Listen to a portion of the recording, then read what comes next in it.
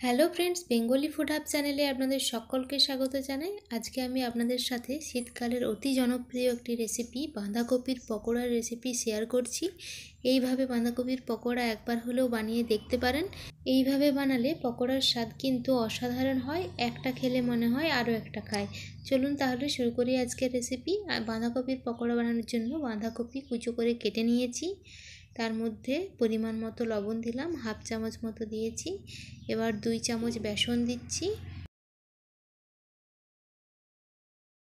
2 চামচ বেসন দিয়েছি আর দিচ্ছি 1 চামচ চালের গুঁড়ি। পকোড়ার মধ্যে চালের গুঁড়ি ব্যবহার করলে পকোড়া অনেক বেশি মুচমুচে হয় এবং অনেকক্ষণ মুচমুচে থাকেও। দিয়ে দিচ্ছি একটু বেশি করেই পেঁয়াজ কুচি, কাঁচা লঙ্কা কুচি দিচ্ছি। ঝালটা আপনারা আপনাদের পছন্দ মতো দেবেন। হাফ চামচ আদা বাটা দিচ্ছি। হাফ চামচের থেকেও কম রসুনের বাটা দিচ্ছি। হলুদ গুঁড়ো দিলাম, জিরের গুঁড়ো দিচ্ছি আর দিচ্ছি লঙ্কার গুঁড়ো। আপনারা নিরামিষভাবেও বাঁধাকপির পকোড়া বানাতে পারেন, সেক্ষেত্রে শুধু আদা বাটা বাকি গুঁড়ো মশলা ব্যবহার করবেন, পেঁয়াজ আর রসুনটা ব্যবহার করবেন না, বাকি একই প্রসেসে বানাবেন। এবার কোনো রকম জল ব্যবহার না করে হাত দিয়ে ভালো করে মেখে নিতে হবে।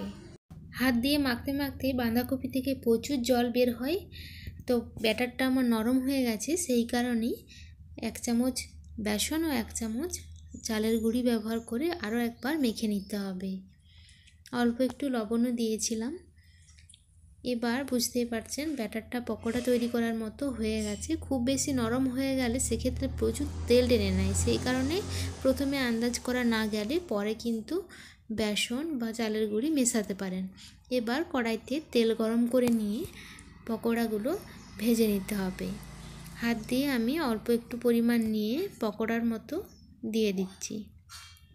আপনারা যেরকম সাইজে চান বানিয়ে নিতে পারেন, আমি একটু বড় করেই বানিয়েছি।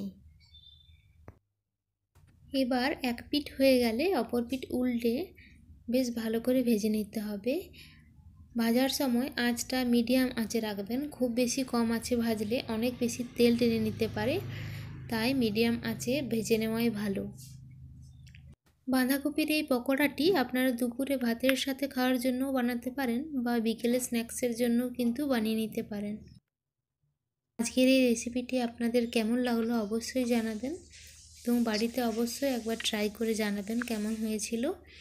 চ্যানেলটি যদি এখনও সাবস্ক্রাইব না করে থাকেন, চ্যানেলটি সাবস্ক্রাইব করে নিতে পারেন আরও নতুন নতুন ভিডিও পাওয়ার জন্য।